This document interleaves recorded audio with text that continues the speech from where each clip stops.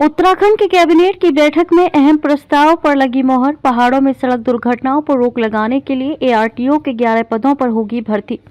Drink and drive जैसे मामलों के लिए स्थानीय पुलिस व यातायात पुलिस को जिम्मेदार माना जाएगा। राज्य विधानसभा के बजट सत्र से पूर्व बुधवार को धामी कैबिनेट की बैठक हुई, जिसमें राज्य सड़क सुरक्षा नीति 2025 को कैबिनेट की मंजूरी मिली। वनाग्नि प्रबंधन नीति के तहत वन पंचायतों में मंगल दलों को प्रोत्साहन राशि दिए जाने के प्रस्ताव पर भी मोहर लगी। साथ ही आम सहमति से लैंड बैंक बनाने को मंजूरी दी गई। 2 टाउनशिप के लिए लैंड बैंक बनेगा। पहाड़ में सुनियोजित टाउनशिप के लिए लैंड बैंक बनाने को मंजूरी दी गई।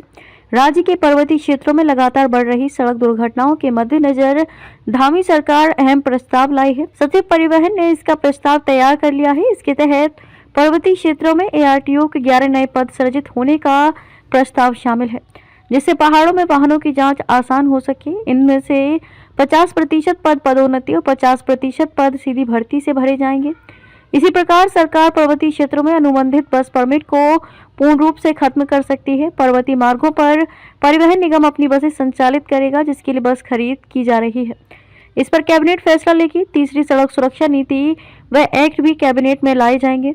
इस पर मोहर लगने के बाद विधानसभा पटल पर रखा जाएगा। खराब सड़क व सुरक्षा उपाय न करने के लिए लोक निर्माण विभाग जिम्मेदार होगा, जबकि ड्रिंक एंड ड्राइव जैसे मामलों के लिए स्थानीय पुलिस व यातायात पुलिस को जिम्मेदार माना जाएगा।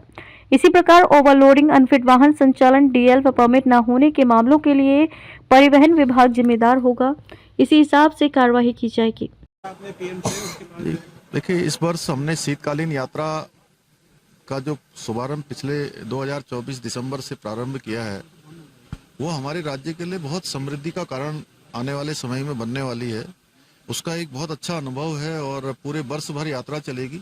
आदरणीय प्रधानमंत्री जी से मैंने निवेदन किया था कि आप भी शीतकालीन यात्रा में कभी अगर आएंगे तो निश्चित रूप से हमारे राज्य का बहुत इससे जो है ब्रांडिंग होगी पूरे विश्व के अंदर। जब भी प्रधानमंत्री जी कहीं जाते हैं तो पूरी दुनिया का ध्यान उस तरफ जाता है। वो आदि कैलाश गए, चाहे माणा गए या केदारनाथ में उन्होंने गुफा में प्रवास किया, तो उसके बाद वहां पर यात्रियों की संख्या, तीर्थ यात्रियों, श्रद्धालुओं की संख्या बढ़ी और आदरणीय प्रधानमंत्री जी शीतकालीन यात्रा में आएंगे तो निश्चित रूप से राज्य में की समृद्धि में बहुत तेजी से विकास होगा। धन्यवाद।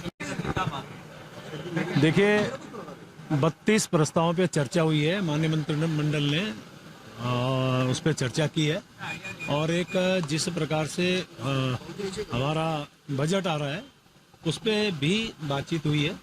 क्योंकि आप जानते हैं 18 फरवरी से हमारा बजट सत्र आ रहा है, उस बजट पे भी हमारे यहाँ चर्चा हुई है।